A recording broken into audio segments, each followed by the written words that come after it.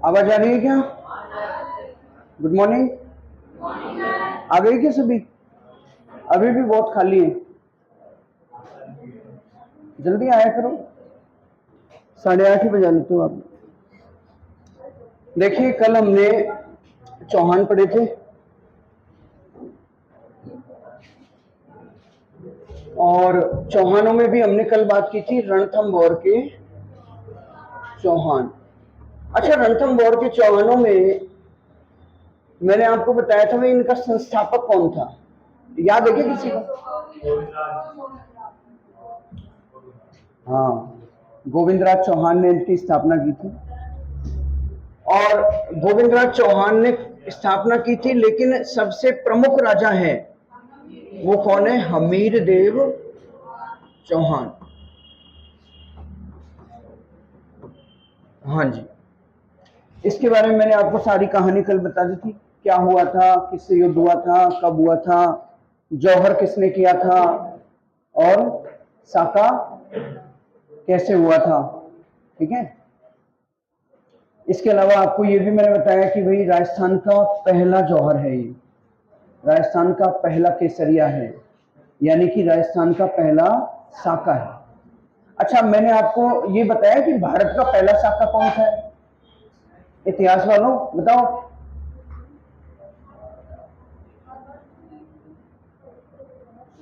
इतिहास वाले कौन कौन? इतिहास वाले बताओ। हाँ बताओ, भारत का पहला साका बताओ।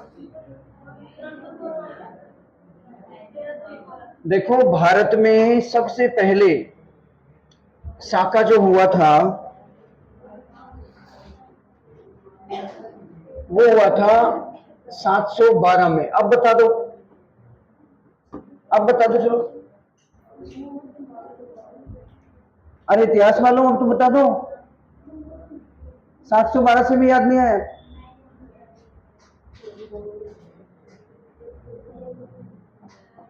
अब बता दो।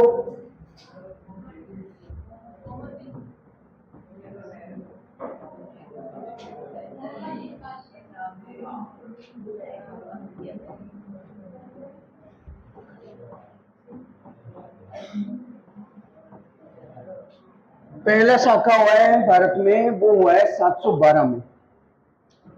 एक ब्राह्मण राजा था जिसका नाम था दाहिर। कहां के राजा थे? सिंधु, सिंध के राजा थे दाहिर। इसको कहते हैं ब्राह्मण वंशी राजा दाहिर। और इस दाहिर ने मोहम्मद बिन कासिम के आक्रमण के समय पहला साका इसने केसरिया किया था, और इसकी जो रानी थी उसने जौहर किया। इसकी दो पुत्रियां थी, उनको पकड़ लिया था मोहम्मद बिन कासिम ने। और मोहम्मद बिन कासिम ने दो पुत्रियों को पकड़कर और खलीफा, देखो ये जो आक्रमण होते थे ना, अरब अरब था ये मोहम्मद बिन कासिम। कौन था? अरब आक्रमणकारी। जितने भी अरब आक्रमण होते थे, मुस्लिम आक्रमण होते थे, ये सब खलीफा के आदेश पर होते थे। खलीफा होता है मुसलमानों का सबसे बड़ा जो नेता होता है पूरी दुनिया में, उसको कहते हैं खलीफा। और खलीफा अलग अलग सेनापतियों को भेजता था आक्रमण करने के लिए। तो खलीफा के कहने पर ये आक्रमण होते थे। मैंने आपको बताया कि भारत में जितने भी आक्रमण हुए उनमें से अधिकांश आक्रमणों को उस समय पे गुर्जर प्रतिहारों ने रोका। उसके बाद में मेवाड़ के बप्पा रावल ने रोका। उसके बाद में भी बहुत सारे आक्रमणों को हम रोकते रहे। यानी भारत पर जितने भी आक्रमण हुए वो सारे आक्रमण कहां से होते हैं? राजस्थान से। 100 में से 99 आक्रमण किधर हुए? राजपूताना की साइड से। और राजपूताना की साइड से हुए तो रोके भी किसने? संघर्ष भी किसने किया? हमने, राजस्थान वालों ने, हमने किया। तो ऐसी स्थिति में मैंने आपको ये बताया कि सिंध के ऊपर, सिंध कहां है? अब वर्तमान में पाकिस्तान में है। तो सिंध पर उस समय राजा राज करते थे, ब्राह्मण राजा थे जिनका नाम था दाहिर। और दाहिर जो है उनकी दो पुत्रियां थी। मैंने आपको बताया था कि पुत्रियों को अग्नि के हवाले नहीं किया जाता, विवाह योग्य थी। तो राजा के परिवार ने, यानी राजा ने केसरिया कर दिया और लड़ते हुए अपनी जान दे दी। राजा के साथ जितने भी योद्धा थे, जितने भी सिपाही थे, सैनिक थे, भाई बंधु कुटुंब, सारा का सारा कहां युद्ध में लड़ते हुए वीरगति को प्राप्त हो गए। रानी जो थी उसने क्या कर लिया, जौहर कर लिया हजारों महिलाओं के साथ। ये तो हो गया साका। लेकिन दो पुत्रियां पकड़ में आ गई थी मोहम्मद बिन कासिम की। उनको कहीं से किस तरह निकाल रहे थे, लेकिन वो कैसे न कैसे पकड़ में आ गई। वो पकड़ में आ गई तो मोहम्मद बिन कासिम ने सोचा कि इनको अपन खलीफा के पास ले जाएंगे, खलीफा बहुत खुश होगा। तो वो खलीफा के पास उनको ले जा रहा था।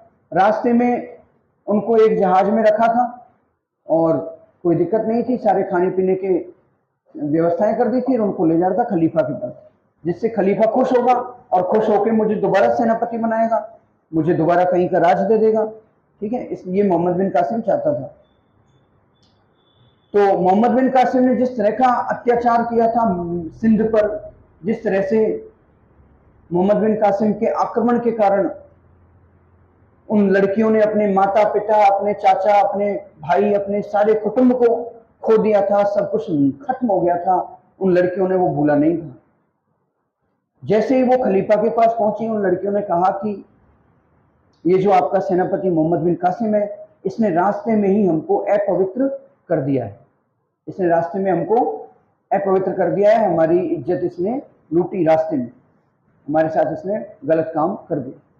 जब ऐसा खलीफा ने सुना तो खलीफा ने मोहम्मद बिन कासिम को अंधा करवा दिया। मोहम्मद बिन कासिम को क्या करवा दिया, तुरंत अंधा, उसकी दोनों आंखें निकलवा दी। अब वो किसी काम का नहीं रहा। यानी उन लड़कियों ने अपनी बहादुरी से, अपनी समझदारी से दुश्मन की आंखें खुड़वा दी।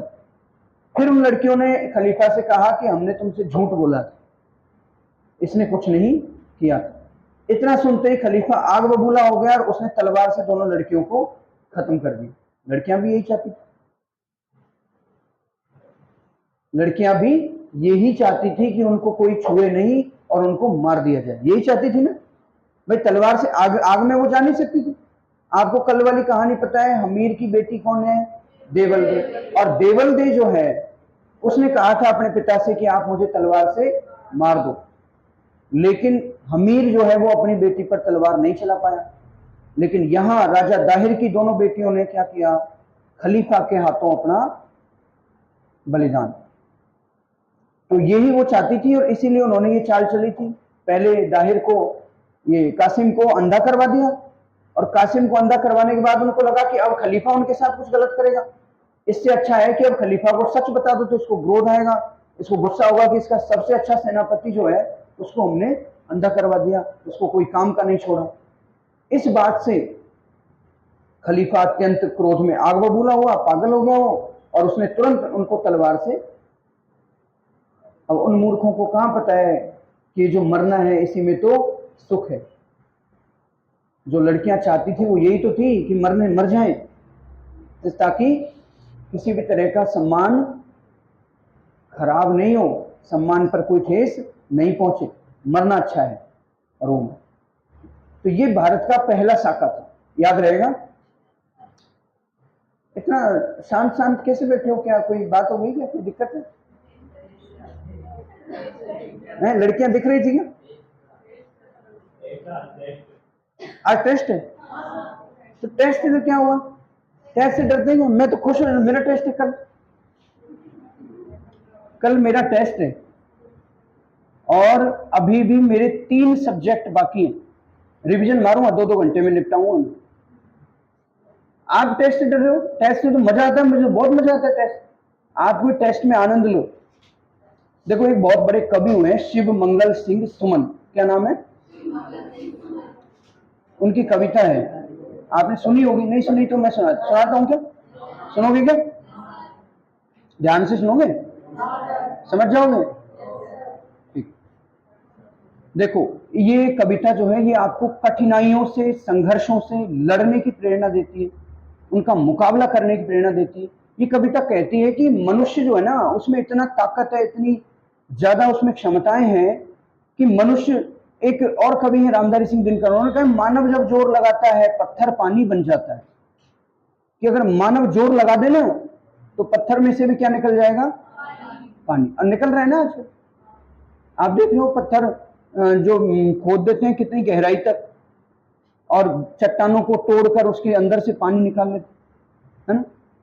तो इसको भी ध्यान से सुना कि परीक्षा है ना आपकी, आपकी परीक्षा के लिए सुना रहा हूं मैं कि आज सिंधु ने विष उगला है।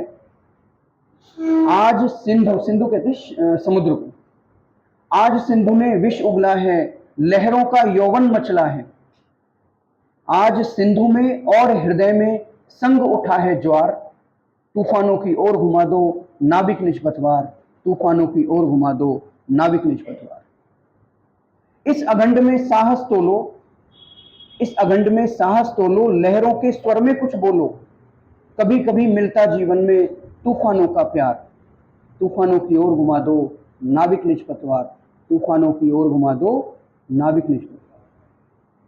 यह असीम, असीम किसे कहते हैं? जिसकी कोई सीमा नहीं हो, समुद्र।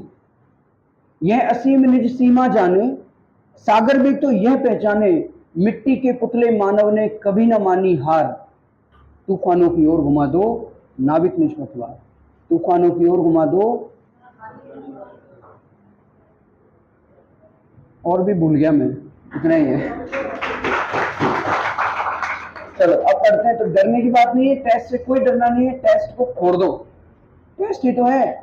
और ये टेस्ट, अगर टेस्ट से डरने लग गए तो मुख्य परीक्षा जो होगी उसमें अपने को दिक्कत आएगी। अभी डरना छोड़ दो, अभी डरने की कोई आवश्यकता नहीं है। आप पूरे शेर की तरह, जैसे मृग जो होता है ना, मृग, हिरण, हरिण, उस पर जिस तरह से सिंग टूट के पड़ता है ना, ऐसे टेस्ट पे टूट के पड़ जाओ, पेपर को फाड़ के फेंक दो। लेकिन ध्यान रहे, वो वाला फाड़ना नहीं कह रहा हूं मैं, नहीं सच में फाड़ दोगी, सर ने बोल दिया था पेपर फाड़े दो। फाड़ने का मतलब क्या है? उसको पूरे एक एक प्रश्न को हल कर लो, घबराना नहीं है, ठीक है। क्या पेपर है? पर पेपर, पेपर होता है, पेपर हो इसीलिए तो पढ़ रहे हैं। अब पेपर ही नहीं होगा तो पढ़ने का मतलब क्या? क्यों पढ़ रहे हो फिर? पेपर देना है इसीलिए तो पढ़ते हैं। मेरा भी कल पेपर है, 3 घंटे ऐसे गर्दन ऊपर नहीं होगी, लगातार लिखेंगे, 27 पेज भरने पड़ते हैं। आपके रजिस्टर में जो ये लंबाई है ना, इस रजिस्टर की, इस लंबाई के 27 पेज, 3 घंटे। और ये नहीं कि राख राबड़ी रामायण कुछ भी लिख दो, कंटेंट लिखना पड़ता है, अच्छी बातें लिखनी पड़ती। और कल किस किस का टेस्ट है? देखो, पॉलिटी का है, पब्लिक एडमिनिस्ट्रेशन का है, विधि का है, विधि मतलब लॉ, बिहेवियर साइकोलॉजी पढ़ते हो ना, उसका है, साइकोलॉजी का है, विधि व्यवहार, और स्पोर्ट्स योगा का है, स्पोर्ट्स योगा, खेल और योगा। मैं आपको योग पढ़ा सकता हूं सारा। तो ये सारी चीजों का एक साथ टेस्ट है, 3 घंटे लगातार क्वेश्चन आएगा, पेपर आपको दिखाऊंगा अगले दिन। देखते हैं, देखिए यहाँ लग जाएगा तो पीडीएफ डालेंगे आपकी। एक ग्रुप बनवा लेना कोचिंग का, व्हाट्सएप ग्रुप, उसमें डाल देंगे, है क्या? बना हुआ है? हाँ तो बताना मुझे, मैं डाल दूंगा, उसमें डलवा दूंगा।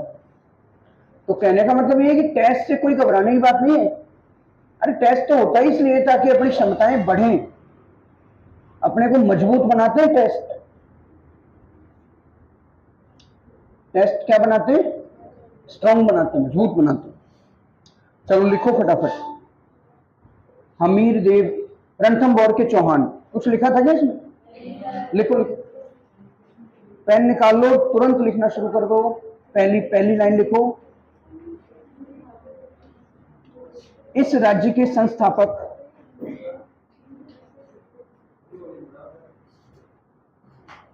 इस राज्य के संस्थापक, इस राज्य के संस्थापक गोविंदराज चौहान, गोविंदराज चौहान थे, जो पी आर खड़ के पुत्र थे। भाई गोविंदराज चौहान, और गोविंदराज चौहान किसके बेटे हैं? पृथ्वीराज तृतीय के।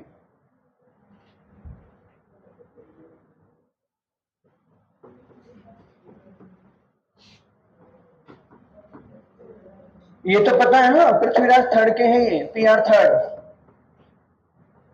ठीक है, फिर लिखो, लेकिन इस वंश का सबसे प्रतापी शासक, ज्यादा हो गई,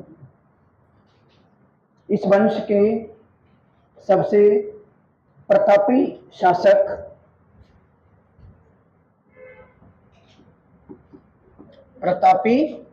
शासक कौन हुए हैं?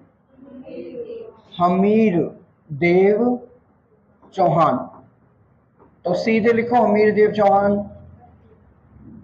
और भी है पर अपने को उनसे काम नहीं है। हमीर देव चौहान, हमीर देव चौहान में ये लिखो भाई पहला कि हमीर देव चौहान ने अपने पिता जैत्र सिंह, इनके पिता का नाम क्या है? जैत्र सिंह। और जैत्र सिंह ने 32 साल तक क्या किया था? शासन। जैत्र सिंह का कितने शासन था? 32 वर्ष। और इसलिए जब इनकी मृत्यु हुई तो हमीर ने अपने पिता की याद में 32 खंभों की क्या बनवाई? याद रहेगी क्यों बनवाई 32 खंभों की? 32 साल तक क्या किया था? शासन किया। तो 32 सालों के शासन के याद में हमीर ने 32 खंभों की छतरी बनाई। What are you looking for? लिखो लिख लिया, जल्दी लिखो, है ना, लेट नहीं करना। हाँ, गुड, वेरी गुड। ठीक है, तो ये बात समझ में आ गई क्या? लिख लिया क्या सभी ने? क्या बोल रहे हैं इसमें? हमीर ने अपने पिता जैत्र सिंह के 32 वर्ष के शासन काल की याद में 32 खंभों की छतरी बनवाई। कहां बनवाई? रणथंभौर में। आसान सी बात है, लिख लो फटाफट। ऐसे लेट करते हो, सबके सब लेट होते हैं एक दो के चक्कर में।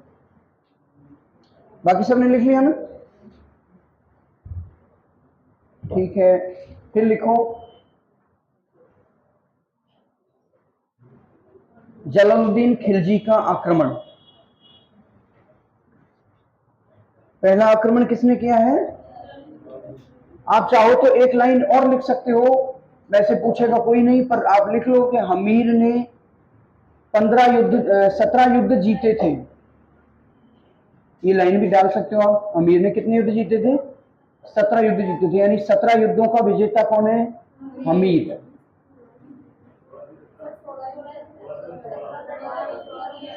सत्रह में से 16 लिख लो, 16 लिख लो। 17 में से 16 युद्ध जीते थे। कोई नहीं पूछेगा, कहीं नहीं पूछेगा, IAS तक नहीं पूछेगा, केवल लिख लो आपके मनोरंजन के लिए।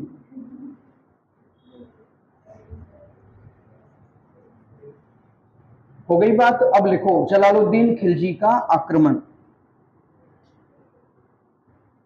हेडिंग क्या डालोगे? जलालुद्दीन खिलजी का आक्रमण। देखो 1290 से 92, ऐसे लिखना। कैसे लिखोगे?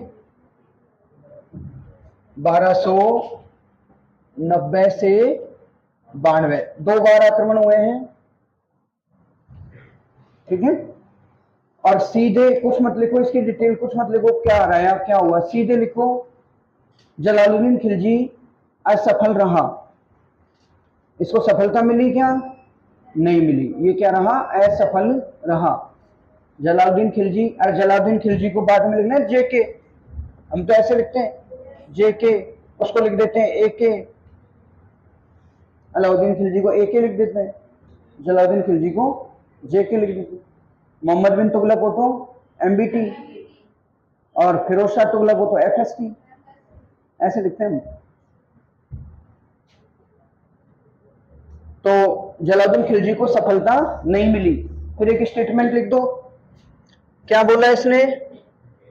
ऐसे 10 किलों को, लिखो फटाफट लिखो, ऐसे, जल्दी लिखो, पूछा जाता है ये। 10 किलों को मैं मुसलमान के एक बाल के समान भी नहीं समझता, एक बाल के बराबर भी नहीं समझ। लिख डालो फटाफट। अंगूर खट्टे हैं,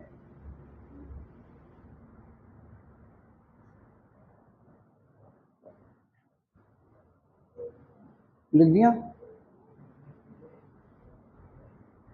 हाथ चलाओ, जल्दी जल्दी हाथ चलाओ रहे हैं।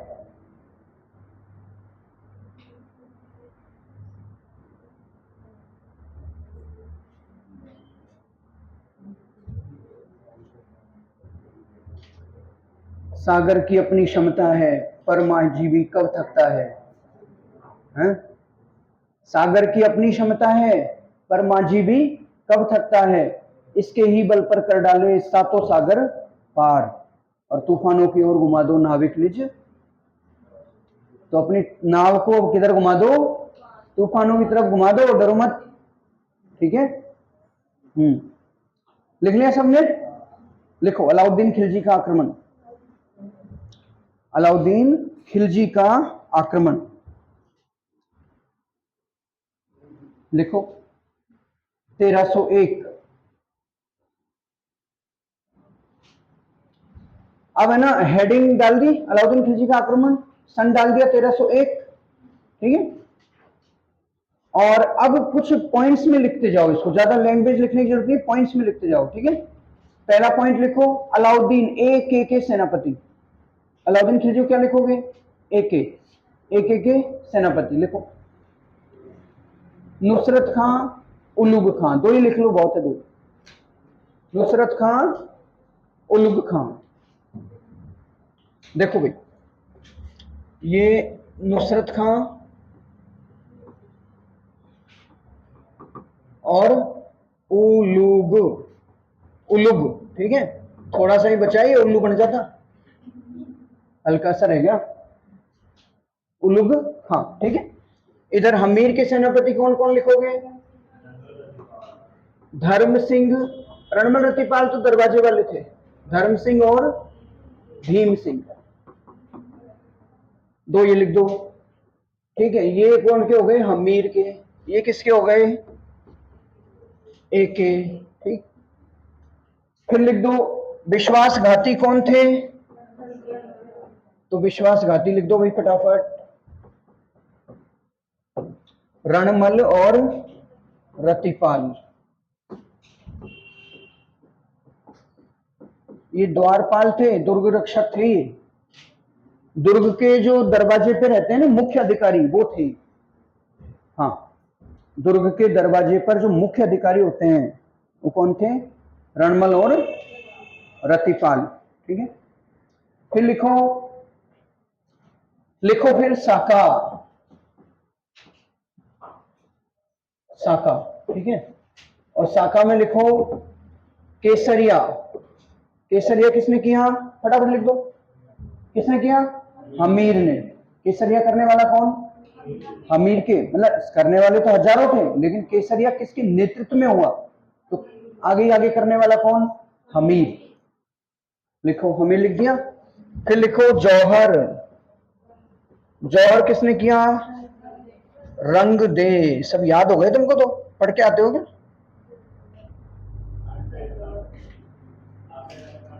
अच्छा, मैं बताता हूँ, याद हो जाते हैं क्या उसी टाइम पे? हाँ, पक्का? गुड। चलो, तो विश्वासघाती कौन रहे? रणमल रतिपाल। सेनापति अमीर वाले धर्म सिंह, भीम सिंह। अलाउद्दीन खिलजी के नुसरत खान, लूथा। साका, साका में केसरिया किसने किया? हमीर ने। जौहर किसने किया? फिर कोई पूछ ले तो जल जौहर, और जल जौहर किसने किया? देवल दे। पूछा जाता है आजकल, ये फैशन बन गया प्रश्न। हालांकि जल जौहर जैसी कोई चीज नहीं होती, जौहर केवल आग्नि में ही होता है, लेकिन अब इसको लोगों ने जल जौहर कहना शुरू कर दिया, तो ठीक है, अच्छी बात है। जल जौहर पूछ भी लिया एक दो एग्जाम्स में, तो इसलिए अपने तो लिख लो, जल जौहर देवल दे। देवल दे कौन थी? ये भी लिख लेना, कहीं भूल जाओ। देवल दे, देवल दे किसकी पुत्री है? हमीर की पुत्री है। बातें क्लियर हो गई क्या? लिख लो, लास्ट में एक लाइन डालो, राजस्थान का प्रथम साका, राजस्थान का प्रथम साका। हाँ, पद्मला तालाब था, तालाब का नाम था। देवलदे जिस तालाब में कूदी थी उस तालाब का नाम क्या था? पद्मला। अभी भी है वो रणथंभौर में, कभी जाना पर नाना मत। क्या है उसमें? हाँ, जो एक बार उसमें नहाने की इच्छा हो गई, कहीं नहाने लग जाओ, मगरमच्छ जल जोर करा देगा उसमें। क्रोकोडाइल है। लिखो, अगला लिखो, यह राजस्थान का प्रथम साका था। ठीक है, अब लिखो सांस्कृतिक उपलब्धियां, हमीर की सांस्कृतिक उपलब्धियां, सांस्कृतिक उपलब्धियां, कल्चरल अचीवमेंट्स। इंग्लिश मीडियम वाला थोड़ी कोई है क्या? इंग्लिश मीडियम वाले हैं क्या कोई? Really good good. तो लिखो भाई, इंग्लिश में लिखा है आपको, सही है। तो लिख लिया सांस्कृतिक उपलब्धियां, कल्चरल अचीवमेंट्स। पहला लिखो, हमीर ने खुद ने एक पुस्तक लिखी, उस पुस्तक का नाम है श्रृंगार हार। क्या है?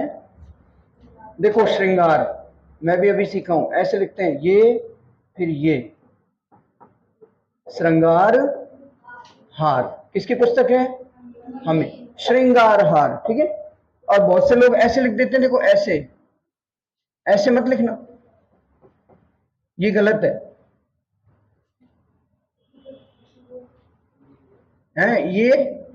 ये सही है। श्रृंगार हार पुस्तक लिख दी।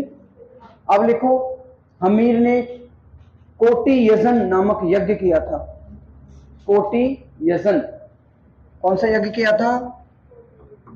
कोटि यजन।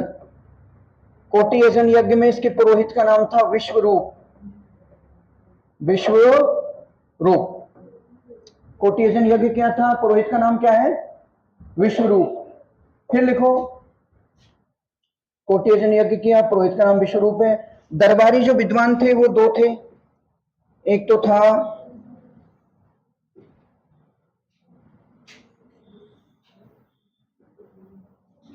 दरबारी विद्वान दो थे, एक का नाम है राघव देव, और राघव देव जो है वो हमीर के क्या है?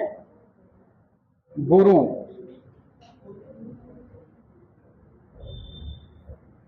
राघव देव हमीर के क्या है? गुरु। और एक का नाम है, देखो, बीजादित्य कह दो, या फिर इन्हीं को कहते हैं विजयादित्य।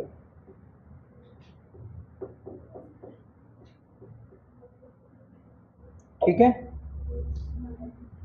अरे वो मोहम्मद शाह और केहबरू के नाम और लिख लेना, वो दो मंगोल जिनको शरण दी थी, जिनके लिए हट की थी अमीर ने, क्या नाम था?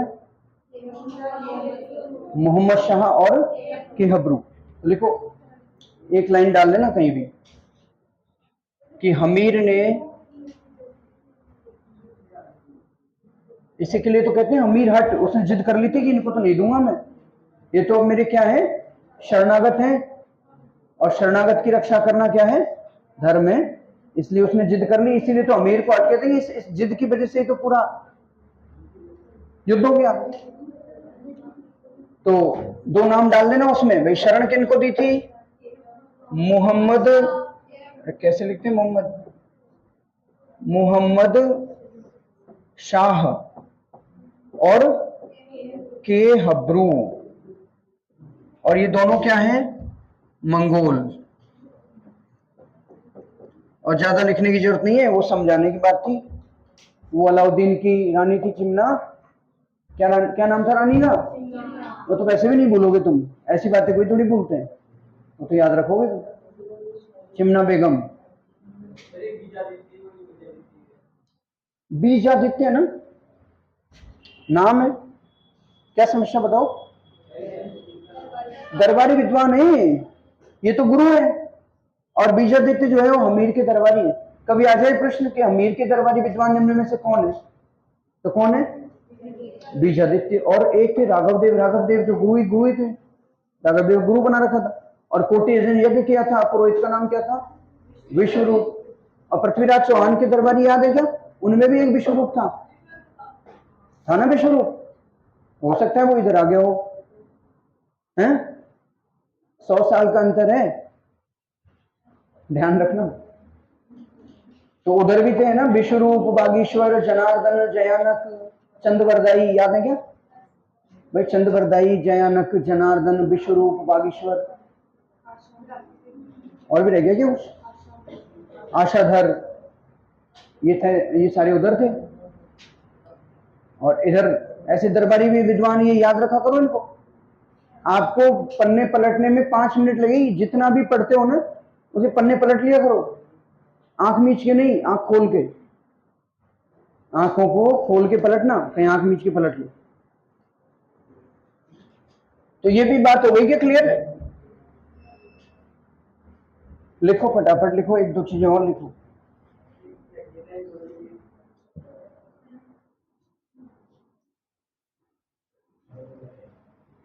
क्या हुआ? लिख लो, जिसने नहीं लिखा है लिख लो 2 मिनट में।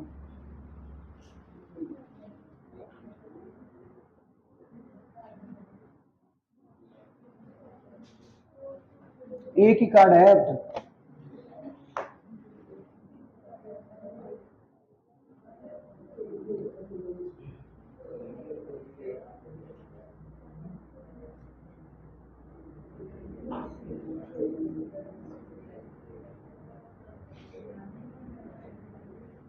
तो भाई रणथंभौर के चौहान हो गए हैं पूरे, ठीक है?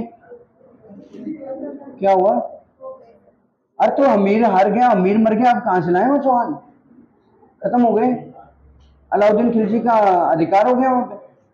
अमीर खुसरो, अच्छा ये 2 लाइन और लिखो, फटाफट लिखो, जल्दी लिखो। अमीर, ये देख लिखो, रणथंभौर पर हुए आक्रमणों की, रणथंभौर पर हुए, जल्दी लिखो, रणथंभौर पर हुए आक्रमणों की जानकारी, रणथंभौर पर हुए आक्रमणों की जानकारी अमीर खुसरो की पुस्तकों, अमीर खुसरो की बहुत सारी पुस्तकें हैं, उनमें से 2 पुस्तकें हैं। एक का नाम है मिफ्ता उल फुतूह। क्या नाम है? अमीर खुसरो इनका दरबारी था, जलालुद्दीन खिलजी का। और पहली पुस्तक का क्या नाम है? मिफ्ता उल फुतूह, फुतूह, ठीक है। और एक का नाम है खजाइन, खजाइन, अरे ये लो, खजाइन उल फुतूह।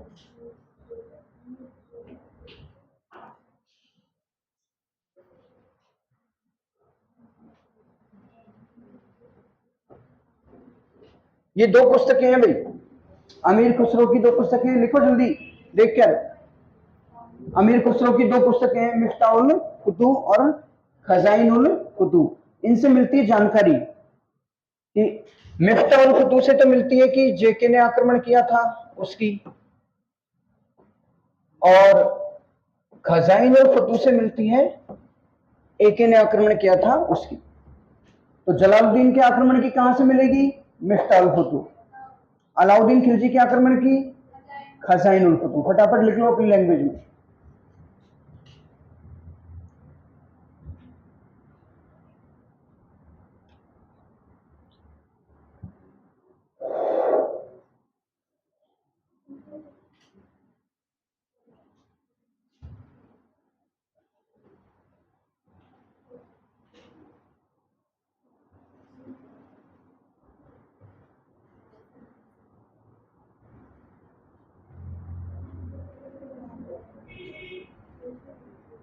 लिखे क्या? लिख लिया क्या? लिख लिया? अच्छा ठीक है, अगला क्या पढ़ोगे?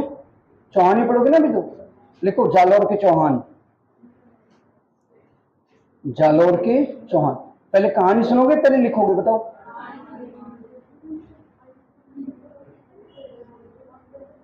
बहुत बेईमान लोग हो, लिखने से तो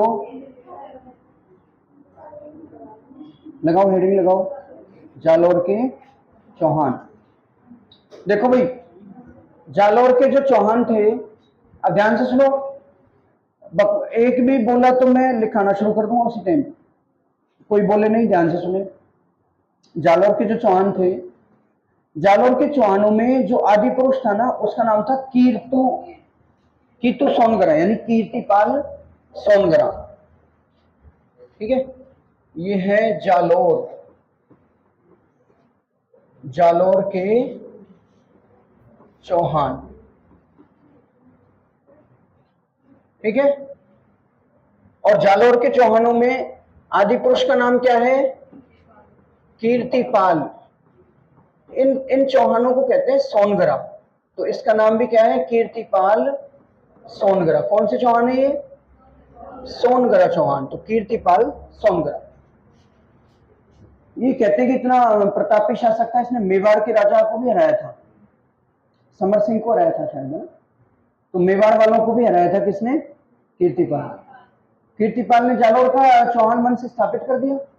इसके बाद में यहाँ पे जो दूसरा प्रतापी राजा होता है वो होता है कान्हड़देव। क्या नाम है? कान्हड़देव। और कान्हड़देव के समय एके ने यहाँ पर आक्रमण किया। कारण क्या थे पहले थोड़ा समझ लो भाई। बात ये थी कि जालोर का जो राज्य है,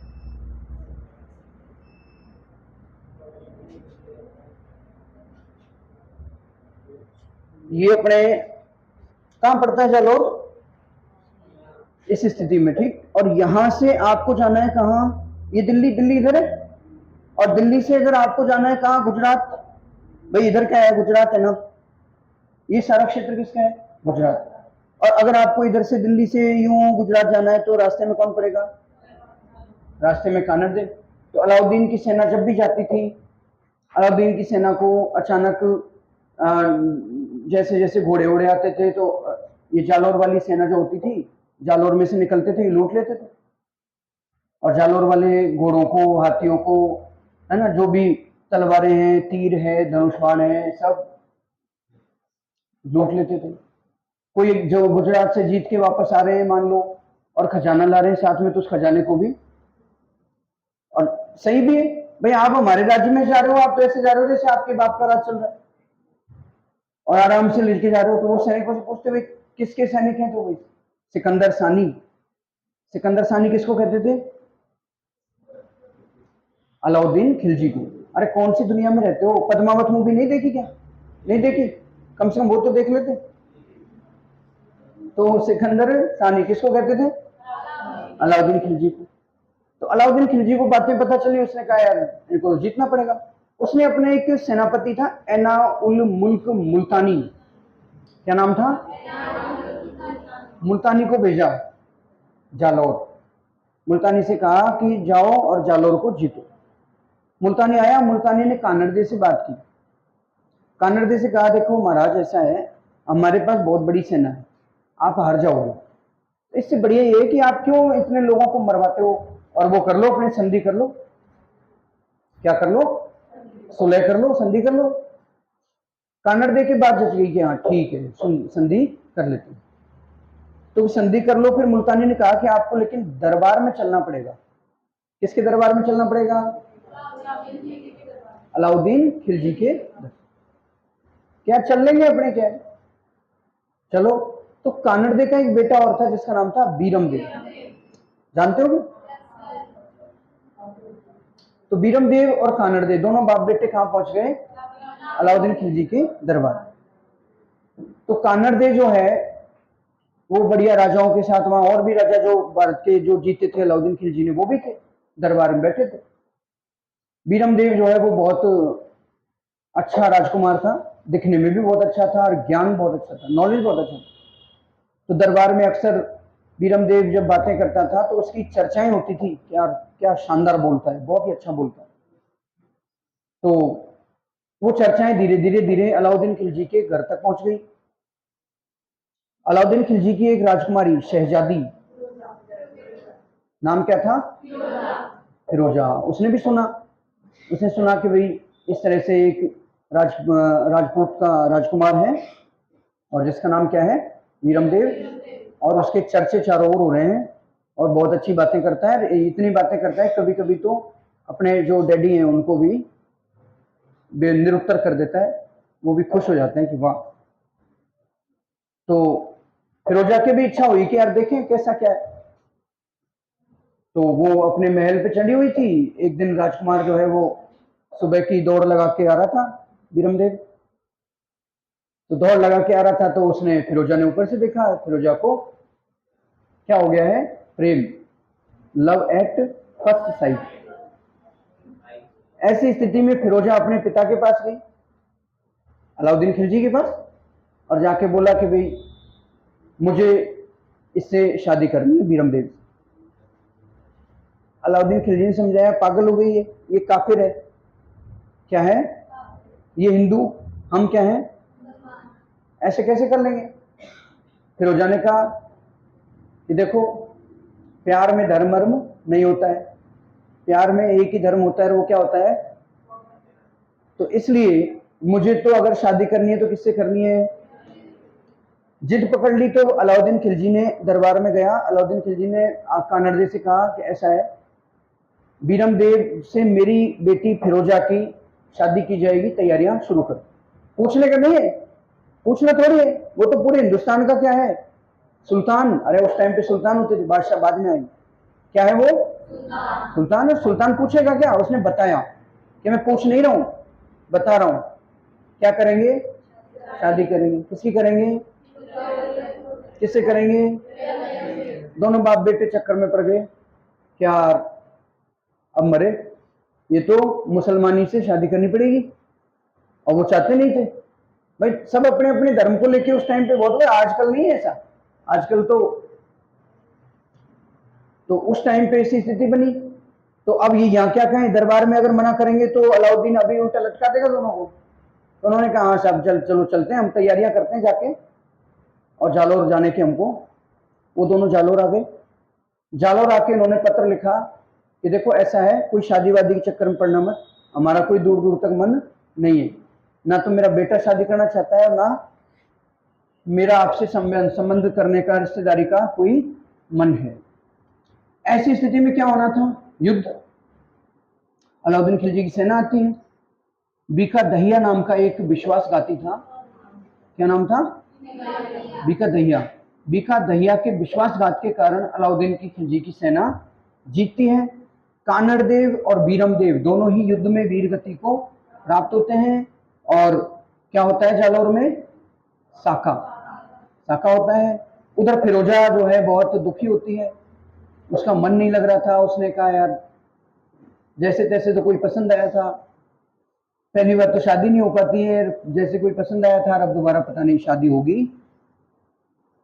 फिरोजा का मन अभी भी किस में अटका हुआ था, वीरमदेव। वो ये एक अपनी जो सेना थी उसमें से एक टुकड़ी को भेजती कि भाई वीरमदेव का हो सके तो युद्ध में जिंदा पकड़ के ले आना, और अगर जिंदा नहीं मिले तो कम से कम उसकी डेड बॉडी तो ले ही आना, मरे हुए को तो ले ही आना। अब देखो वीरमदेव जो है युद्ध लड़ा था, कानड़देव युद्ध लड़ा था, बहुत साहस से, बहुत भयानक युद्ध हुआ था। एक एक अंग कट कट कर दूर दूर गिर गए थे। जैसे तैसे जो तुर्क सैनिक थे उनको क्या मिला, एक सिर मिला। किसका सिर मिला, वीरमदेव। वो सिर को लेकर फिरोजा के पास पहुंचे। फिरोजा ने उस सिर को देखा तो अपने क्या है कि एक कवि लिखता है, कवि ने कल्पना की है, हालांकि ऐसा हुआ तो नहीं होगा, कवि ने कल्पना की है कि थाली में रखा हुआ सिर फिरोजा के सामने लाया गया, और जैसे ही फिरोजा उसको देखे वैसे ही सिर जो है वो कटा हुआ सिर भी क्या कर लेता था, मुंह फेर लेता था। सिर घूमने लग गया कि वो दूसरी तरफ घूम जाता, देखता ही नहीं फिरोजा को।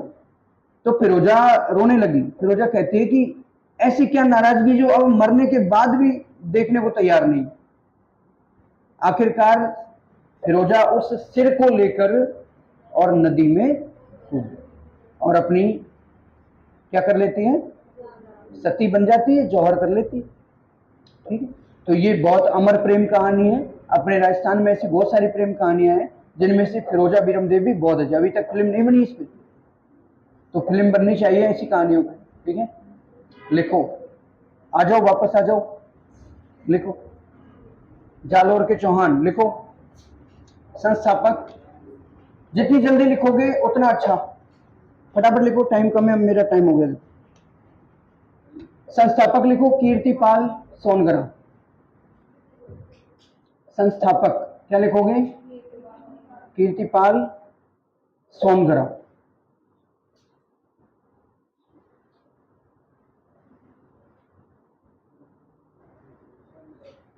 लिख दिया क्या? कीर्तिपाल सोनगरा लिख दिया। लिखो, प्रतापी राजा कान्हड़ देव। प्रतापी राजा कौन है? कान्हड़ देव। लिखो, जानकारी, जानकारी कहां से मिलती है? तो जानकारी मिलने के लिए ग्रंथ है जिसका नाम है कान्हड़ दे प्रबंध। कान्हड़ दे प्रबंध किसने लिखा है? लिखने वाला है पद्मनाभ। पद्म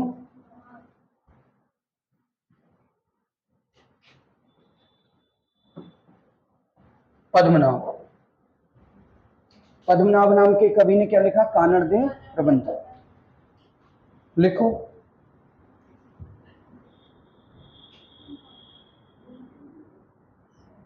सिवाना दुर्ग को, एक दुर्ग है जालोर के पास में, एक दुर्ग है जो जैसे रणथंभौर के पास में कौन सा था? झाइन, जिसको रणथंभौर की चाबी कहते थे, ऐसे ही जालोर की चाबी कहते थे सिवाना को। तो लिखो, सिवाना दुर्ग को, सिवाना दुर्ग को जालोर की कुंजी की ऑफ जालोर। सिवाना दुर्ग was known as key of Jalore. Siwana दुर्ग को जालोर की चाबी कहते थे, कुंजी कहते थे। ठीक है, फिर लिखो, सिवाना पर उस समय कान्हड़ दे के भतीजे, कान्हड़ दे का भतीजा था एक, उसका नाम क्या था? शीतल देव कर लो, सातल देव कर लो, शीतल देव लिखो, ज्यादा अच्छा रहेगा। शीतल देव, क्या लिखोगे? शीतल देव। सातल देव से कंफ्यूजन होता है, मारवाड़ में सातल देव थे, तो आप तो शीतल लिखो। सिवाना के दुर्ग का रक्षक कान्हड़ दे का भतीजा शीतल दे था।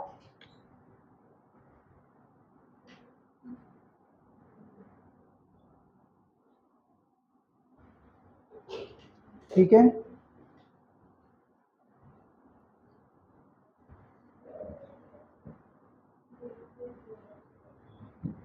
अलाउद्दीन ने, देखो भाई, अलाउद्दीन खिलजी ने 2 आक्रमण किए थे।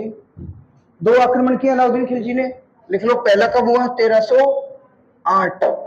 दूसरा कब हुआ? 1300, ये वाला है सिवाना पे, और ये वाला जालौर। इसको जीतकर नाम रखा खैराबाद, इसको जीतकर नाम रखा जलालाबाद।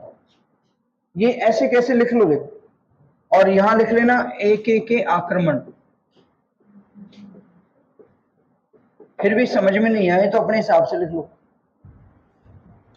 अलाउद्दीन खिलजी के 2 आक्रमण 1308 में। सिवाना, सिवाना में कौन लड़ा? शीतल देव। और जालौर में 1311। और जालौर में कौन लड़ा? कान्हड़ दे सोनगरा। जालौर का नाम क्या कर दिया उसने? जलालाबाद। और सिवाना का नाम क्या कर दिया? खैराबाद। और लास्ट में एक लाइन डाले ना, बीका दहिया। विश्वासघाती कौन था? विश्वासघाती का नाम है बीका दहिया। लिखो, लिख डालो, फटाफट लिख डालो।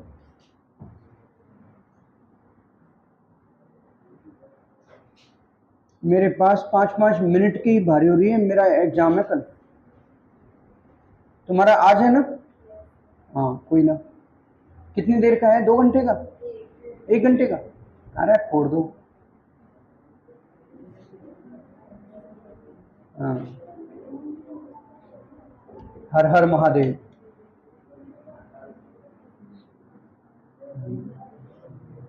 लिख लिया क्या?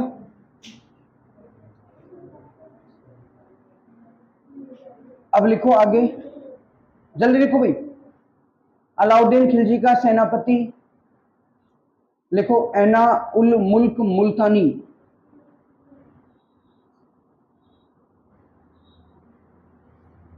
क्या नाम है? एना उल मुल्क मुल्तानी।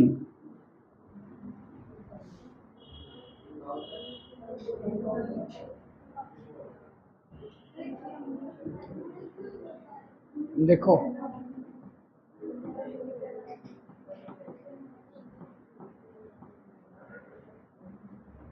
मुल्तानी, बस लिख दो। सिवाना में लिख लोगे शीतल देव। सिवाना में साका किसने किया? शीतल देव। और जालौर में किसने किया है? कानड़ देव और पुत्र वीरम देव, दोनों को लिख लेना। ठीक है, आगे एक लिख दिया हो तो आगे लिखे, लिखो पहले, लिखो जल्दी लिखो।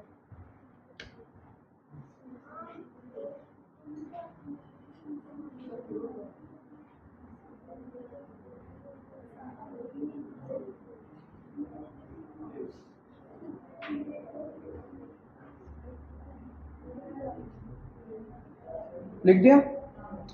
एक लाइन डालो, फिरोजा एवं वीरम देव की प्रेम कहानी। लिखो लिखो, फिरोजा एवं वीरम देव की प्रेम कथा के बारे में। फिरोजा एवं वीरम देव की प्रेम कथा के बारे में,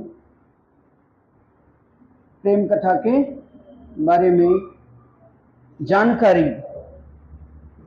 तो एक पुस्तक है पद्मनाभ की ही है वो भी, और पद्मनाभ की दूसरी पुस्तक का नाम है, क्या नाम है? वीरम देव सोनगरा री बात।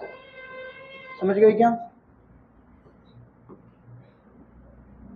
वीरम देव सोनगरारी बात, वीरम देव सोनगरारी बात लिख दो फटाफट।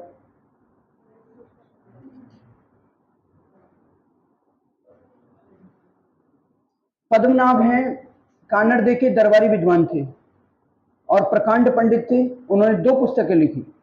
पहली पुस्तक कानड़ दे प्रबंध, उसमें उन्होंने बताया भाई कानड़ दे कैसा राजा है, कितनी महानता है उनमें, कैसे गुण है, ये सब बता कानड़ दे प्रबंध। दूसरी बात, दूसरी पुस्तक उन्होंने लिखी वीरम देव सोनगरारी बात। तो अपने को जो ये फिरोजा वीरम देव वाली कहानी पता चलती है, कहां से पता चलती है?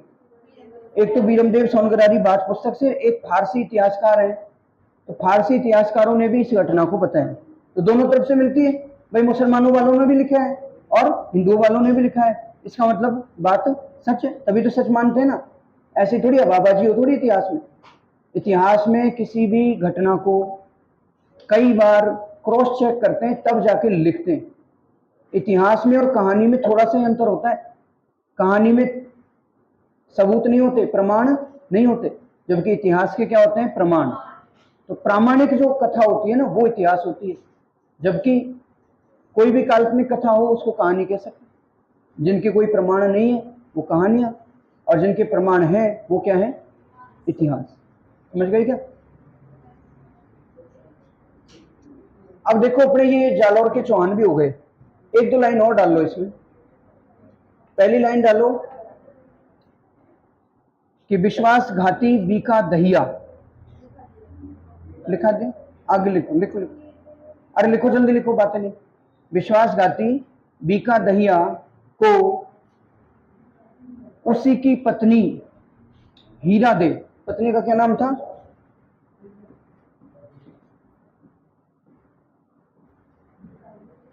बीका दहिया को उसी की पत्नी हीरा दे ने मार डाला।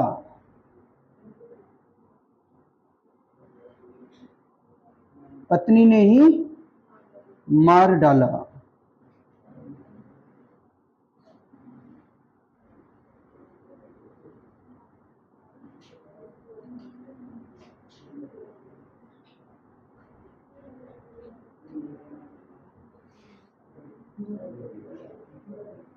हो गया क्या? अब देखो, एक कोटा और बूंदी के चौहान है, इनमें से कोई भी प्रश्न राजनीतिक रूप से नहीं आता है, इनको राजनीतिक दृष्टि से कोई प्रश्न इनमें से बनता नहीं है, ठीक है, और आएगा भी नहीं, ये भी पक्का है। तो आपने फालतू में उसमें टाइम बर्बाद करने से अच्छा है अपन कुछ और पढ़े। बोलो क्या कहते हो, बताओ। मैं क्या बताऊं, मेरा तो यह है कि ग्राहक की संतुष्टि ही हमारा ध्येय है। हमारे लिए तो ग्राहक क्या है? भगवान। ग्राहक क्या है? बताओ बच्चों, बताओ। कौन सी आवाज कहां से बोल रही? हाँ, कहां बोल रहे? अच्छा, नहीं नहीं, सही बोल रहे हैं। देखो मेरी बात सुनो, एग्जाम के हिसाब से बता रहा हूं, अपने जो क्वेश्चन बनते हैं ना राजनीतिक कल्चर में, आपके प्रश्न बनेगा कोटा बूंदी से। मैं ऐसे पूछेंगे कि बताओ शिकार खेलते हुए रानियों के चित्र कहां से मिलते हैं, तो कहां से मिलेंगे? कोटा से। पशु पक्षी चित्र शैली किसे कहते हैं? किसको कहते हैं? बूंदी को। उमेद सिंह का शिकार करते हुए चित्र किस शैली की विशेषता है? तो अपने को ये तो मिलेगा। बताओ बूंदी का ताजमहल किसे कहते हैं? अबली मीणी का महल किसने बनवाया है? हाडोली डूबो गणगौर। बताओ, तो ये सारे कल्चर से बनते हैं। कोटा बूंदी में अगर प्रश्न बनेगा तो कल्चर से बनेगा, इसलिए बजाय इसके आप सीधे आगे बढ़ते हैं अपने। अब क्या रह गया? देखो, एक तो कछुआ रह गए, एक भरतपुर का जाट राजवंश है, उसकी दो तीन बातें लिखी और लिखो भरतपुर का जाट राजवंश। आज खत्म करते हैं। भरतपुर का जाट राजवंश,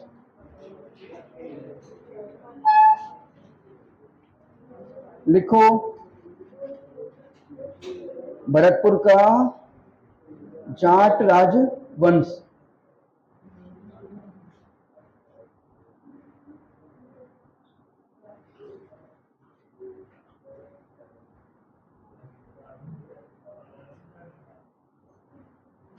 ठीक है, लिखो।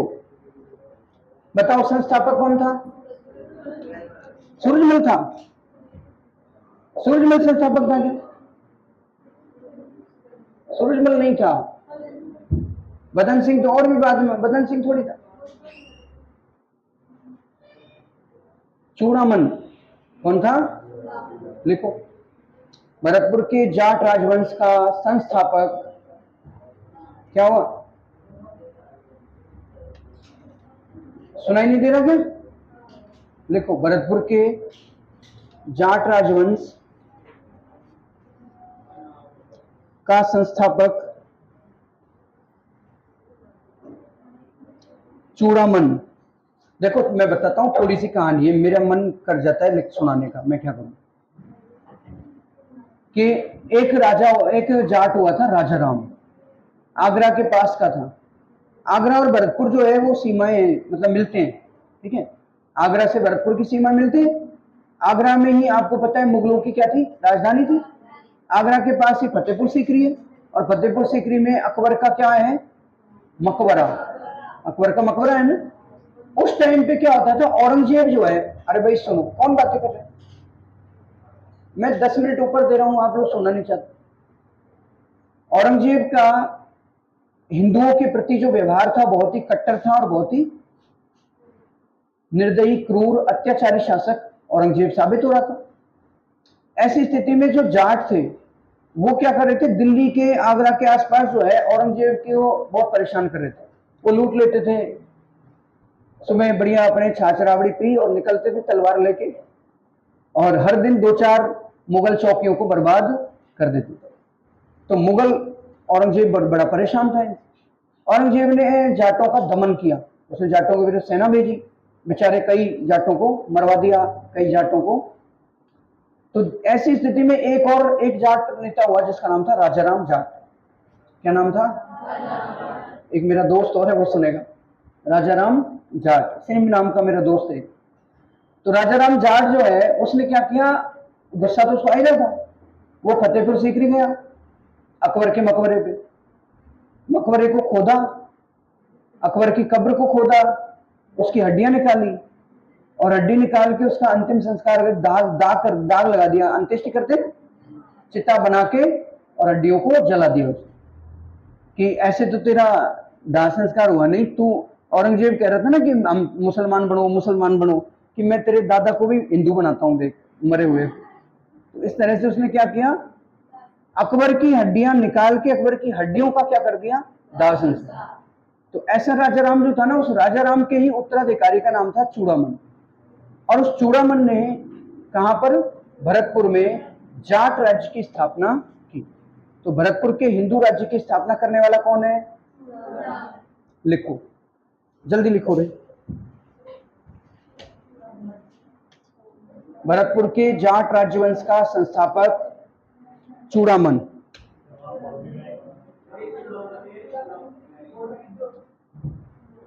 अरे कैसे बच्चे हो, चूड़ामन लिखना नहीं आता है?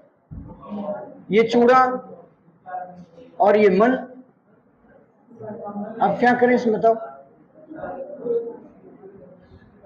क्या दिक्कत क्या थी इसमें? चूड़ामन लिखो, प्रतापी राजा। अरे भाई बातें नहीं, जल्दी लिखो, इसको खत्म करें अभी। चूड़ामन सबसे प्रतापी राजा थे सूरजमल। प्रतापी राजा कौन थे? सूरजमल। लेकिन इससे पहले लिख लो बदन सिंह, पहले लिख लो बदन सिंह। प्रतापी राजा कौन है?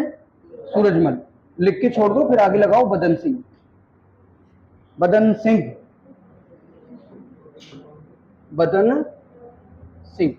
तो आपने कभी भरतपुर गए तो गए हो क्या कभी? हाँ, तुम क्या करोगे जाके, तुम कहीं मत जाओ, तुम अपने घर रहा करो। तो बदन सिंह जो है उसने डीग, भरतपुर के पास में डीग है जो आजकल जिला बन गया, उस डीग में जल महलों का निर्माण शुरू करवाया था। इनको पूरा हालांकि सूरजमल ने कराया। तो डीग में जल महलों का निर्माण किसने शुरू करवाया? लिख लो, डीग में जल महलों का निर्माण शुरू कराया। और बदन सिंह को एक और चीज लिख लेना, डीग में जल महलों का निर्माण शुरू कराया और ब्रजराज की उपाधि किसको प्राप्त थी? बदन सिंह को। और सवाई जयसिंह जो थे ना जयपुर वाले, सवाई जयसिंह की सहायता से शासक बना था ये दो तीन बातें हैं, इनमें से कोई प्रश्न आ जाए तो ठीक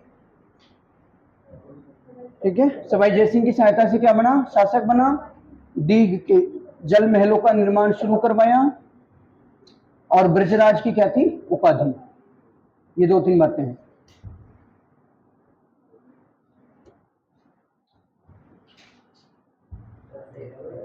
ये बातें हो गई क्लियर? अगला लिखो सूरजमल।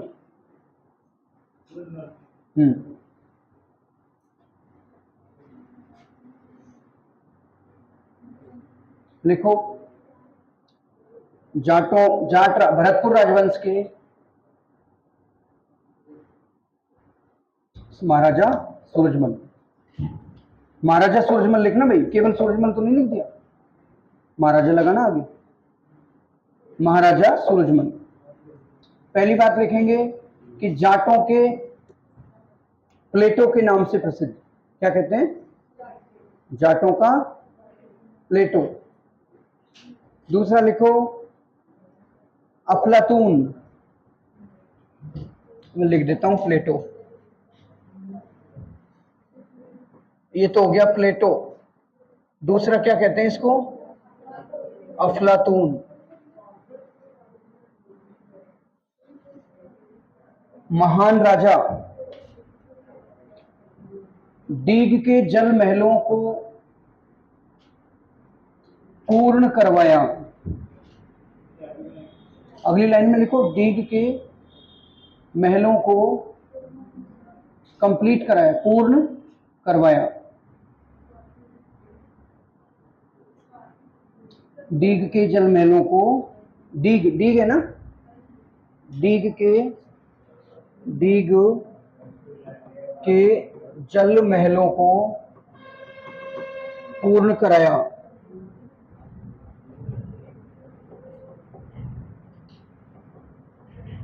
ठीक है,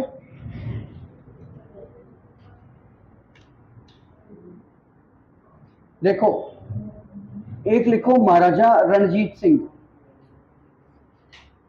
महाराजा रणजीत सिंह।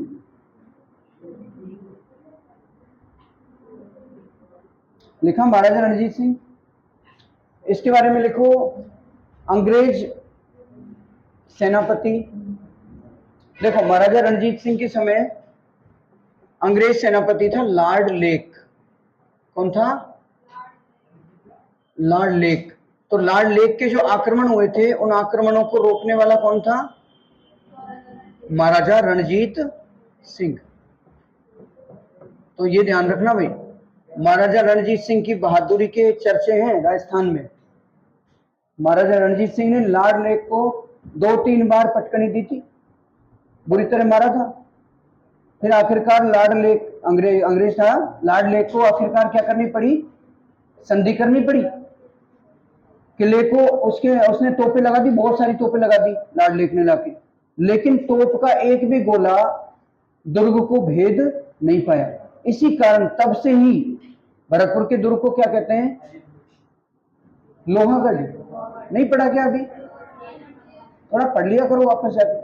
लोहागढ़ क्या कहते हैं? क्योंकि मिट्टी का बना हुआ है, मिट्टी की बड़ी मोटी दीवार है, और उस दीवार पे जैसे ही तोप के गोले जाके पड़ते हैं तो क्या होता है? गोला मिट्टी में धस जाता है, और गोला कुछ भी गोला नहीं कर पाता है, मिट्टी में धस के रह जाता है वो। अरे मिट्टी में धस जाता है तो क्या करे फिर वो? तो गोले का कुछ भी नहीं हो पाता है। इसलिए क्या कहते हैं इस दुर्ग को? लोहागढ़। कौन से युद्ध में? लॉर्ड लेक के साथ। कौन लड़ा है? रणजीत सिंह। ठीक है, इस युद्ध में कई गीत बनाए गए, बहादुरी के कई चर्चे गाए गए, जिससे कि जोश आए युवाओं में लड़ने के लिए। तो अंग्रेजों से लड़ने के लिए पूरे राजस्थान को प्रेरित करने वाला युद्ध था ये। ठीक है, वो मैं तो भूल गया, वो गाना था, लड़ने आए गोरा लड़े जाट के 2 छोरा, इस तरह कुछ था वो। क्या था वो? हाँ गुड, क्या है बताओ फिर से। जो भी है आस पड़ोस में बता देना, लिखा देना। तो कुल मिला के बात यह है कि लॉर्ड लेक के साथ बहादुरी के साथ लड़ने वाला कौन था? रणजीत सिंह, महाराजा रणजीत। ठीक है, ये आपके जाट राजवंश है। बाकी कल्चर में थोड़ा बहुत होगा, जाट राजवंश में भी इससे ज्यादा कुछ नहीं बनता है। अब बताओ क्या पढ़ोगे?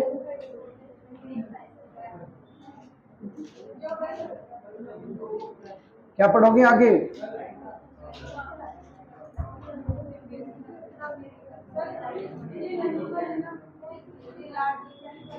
लॉर्ड लेक का युद्ध नहीं लिखा क्या? लिख लो, लिखा नहीं तो लिखो, लिखो फटाफट लिखो। लॉर्ड लेक वाला युद्ध नहीं लिखा? ऐसे लिख लिया। आधे लोग तो हाँ बोल रहे हैं, आधे कह रहे नहीं लिखा। जिन्होंने नहीं लिखा है, सुनो, जिन्होंने नहीं लिखा है वो लिखो कि महाराजा रणजीत सिंह के समय अंग्रेज सेनापति लॉर्ड लेक ने भरतपुर दुर्ग को जीतने का प्रयास किया, लेकिन वह अपने प्रयासों में पूरी तरह से सफल नहीं हुआ। इसलिए भरतपुर के दुर्ग को क्या कहा जाता है? क्या? लोहागढ़। क्या कहते हैं? लोहागढ़। ये हरावल में जो भी लोग बैठते हैं ना, वो एक्टिव रहा करो, बिल्कुल सक्रिय, है ना, सीधे बैठना एकदम, और पूरा ध्यान रखना कहाँ पढ़ा रहे हैं, क्या पढ़ रहे हैं, और आगे पीछे का पढ़ के भी आया करो, जिससे आगे आगे बोल सको। हरावल वाले तो सक्रिय रहना चाहिए ना, हरावल का भाग ही कमजोर पड़ जाएगा तो फिर क्या है?